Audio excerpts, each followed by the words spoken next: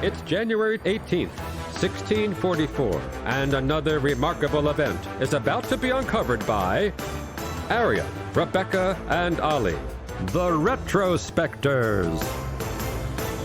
Writing about the strange events that occurred today in history in 1644, the governor of the Massachusetts Bay Colony, John Winthrop, lodged the following entry in his journal. About midnight, 3 men coming in a boat to Boston saw 2 lights arise out of the water near the north point of the town cove, in form like a man, and went a small distance to the town and so to the south point, and there vanished away.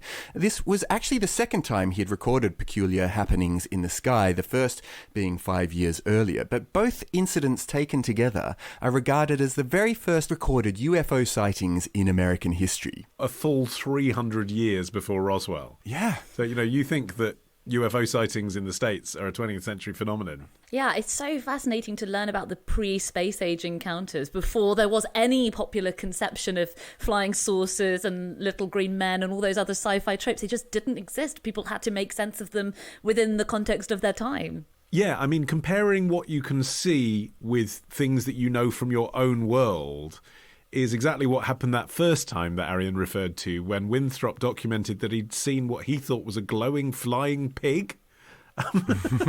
And UFO investigator Chris Pittman has written about this. It's difficult to imagine anybody seriously reporting a sighting of a glowing flying pig. Looking at the sighting, one can't help but wonder if they were struggling to describe an oval-shaped fuselage and foreshort, what we might now call landing struts of landing gear, in a way that made sense in the 17th century. And I was thinking, yeah, that's right. But also, the oval-shaped fuselage might not make sense in 300 years' time. No. Yeah. I love how he's basically saying, look at them trying to inform it with their own culture. No, the one that's informed by my culture is obviously what they were trying to describe. Yeah. They just hadn't seen Spielberg. It's not their fault. Yeah, they're definitely aiming for the thing we all know to be what UFOs actually look like.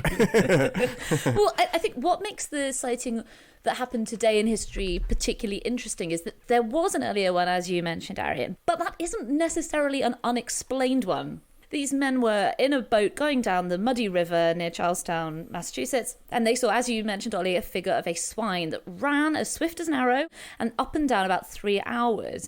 But modern scholars believe that what they saw is what's called ignis fatuus, more commonly known as will-o'-the-wisp. And it's this specific phenomenon that can happen in marshy areas where you've got flammable gases being generated by decomposing matter, and they kind of combust in the damp air, and it manifests as this sort of flickering phosphorus light. Yeah, but one aspect of the story that these men reported that wasn't so easily explained by this will-o'-the-wisp later explanation was that where they would have expected their boat to move in a certain direction, it had not moved. That was regarded as particularly mysterious because the tide naturally would have pushed them to a different place. Yeah, Winthrop wrote that they had no memory, these men, of rowing against the tide or dropping anchor, and yet their boat returned to its original location, which is remarkably consistent, isn't it, with 20th century sightings where witnesses and alleged abductees often claim things like, oh, the clock on my car dashboard stopped. This thing happened, and then when it stopped happening, it was like it hadn't happened. Yes. That was being reported in some form in 1644. But fundamentally, what we're talking about is a vision of a glowing pig. And I personally don't think that, seeing a glowing pig in a swamp, to me, does not count as UFO sighting. And contemporary accounts suggest that it was at the time seen as being either a paranormal phenomenon or the hysterical delusion of a paranormal phenomenon. So it's more under the umbrella of, if you think of the witch scares that they had during this period as well, it was more seen as being something like that, maybe supernatural, maybe the devil. The sightings that began on this day in 1644, I think, are far more under the umbrella of what we would recognise as a UFO sighting, although they kind of start with something that's a little bit more like a ghost story. So these sightings occurred a few months after a fatal explosion on a ship in Boston Harbour, which killed 5 men. And the visions that were seen in the sky were widely interpreted by the townsfolk of Boston as being the spirits of the dead sailors. And there was a specific reason for that as well, which is that the boat was kind of a pirate ship. It was run by a Captain Chaddock, who was an adventurer, to put it nicely, / pirate. So it seemed very possible that the souls of his crew would be anything but at peace. And rumour had it that All of the 5 bodies had been recovered but one, and the one belonged to a sailor who had boasted of being able to communicate with the dead. Basically, Boston in 1644 was a sleepover. Everyone was saying, and I heard that he could speak to spirits. And this sailor was also supposedly, people always over-egg the pudding in the sleepover scary story.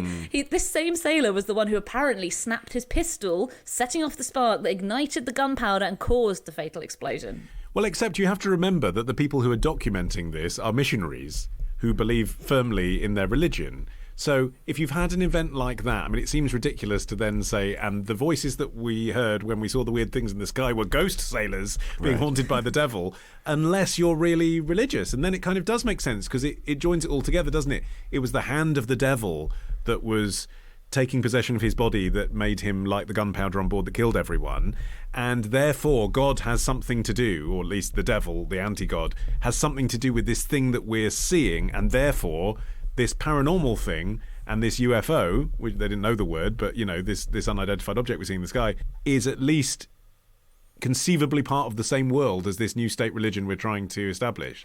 Yeah, I mean, all of these efforts to superimpose our contemporary understanding of what we think of as a UFO visitation do speak to the fact that what Winthrop and his like were trying to say had happened was really nothing. I don't think they had in mind that people from another planet or alien species from another planet were coming down in their spacecraft and visiting us. They were just trying to, probably tell stories based on the weird happenings that they observed or thought they observed. And we have subsequently decided that this is an early version of a thing that we recognize. But he also wasn't thinking about being published. And I do think that gives it some credence. He was the governor of Massachusetts. He was a credible witness at this time. You may recall him from our episode Introducing the Fork, in which we discussed how he'd been the recipient of a fork in 1633 and brought it back to America and caused a culinary controversy. He had upper-class connections. He was the son of a lord. He'd attended Trinity College. He had legal training at Gray's Inn. He was being trusted to bring Christianity to the colonies.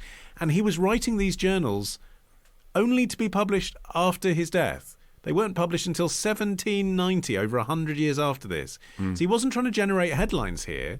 He was writing down the conversation he'd been hearing. Something definitely happened then. And before we jump ahead to modern UFO sightings, which, as all enthusiasts know, began in June 1947 and were spotted by pilot Kenneth Arnold near Mount Rainier, Washington, as I just said completely off the top of my head, obviously. But before you had the modern flying saucer, the craze, the Roswell era, if you like, there was actually a kind of an in-between UFO craze between this day in 1644 and the 1940s and 50s, when we get our Little Green Men version. In 1878, when a Texas farmer called John Martin reported seeing a large circular object flying through the sky at, quote, wonderful speed, and a newspaper quoted Martin as saying that from his position on the ground, the object appeared about the size of a saucer, and that is one of the first, if not the first, ufology uses of the term saucer. And then over the following months, there was a spate of sightings of what the papers called mystery airships. Once again, using the context of the time. After the initial craze died down, this continued sporadically until the end of the 19th century. And at one point, there was even a rumour that Thomas Edison had created an artificial star that could circle the globe, and that's what people were seeing. And so once again, like the more popularly known space age UFO sightings, this again seems rooted in a fear of technology. It's funny too that the idea of alien abduction didn't take off till even a bit later still. So first you had that wave of people just seeing these lights in the sky, and then they started to be called flying saucers.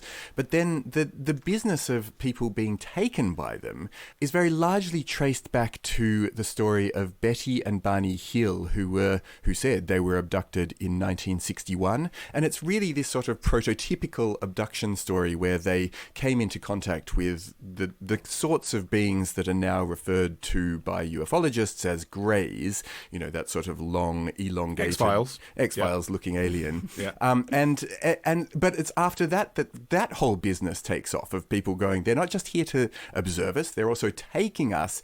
And then I guess all of the probing and internal body cavity searching that they seem to be so interested in.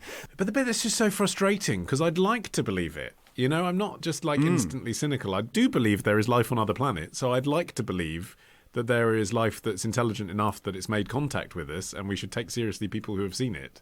But if it's that intelligent and it's reached us from a planet that we now understand is outside our own solar system, it's got here on something better than a 1950s airship, hasn't it? Yeah. I mean, and it understands how to communicate better than talking through some random Americans. Like it would tell us, it would beam it into all our brains instantly so that we know what they are and where they're coming from. I mean, I can't wait for the look of disappointment on your face, Ollie, when that ultra-modern spaceship lands and the door hatch flings open and a bunch of glowing pigs just come trotting out. Tomorrow. So their research really was in motion. They were researching in a whole lot of different directions. Ditch the ads and get a Sunday episode when you join Club Retrospectors. Subscribe now on Apple Podcasts, part of the Acast Creator Network.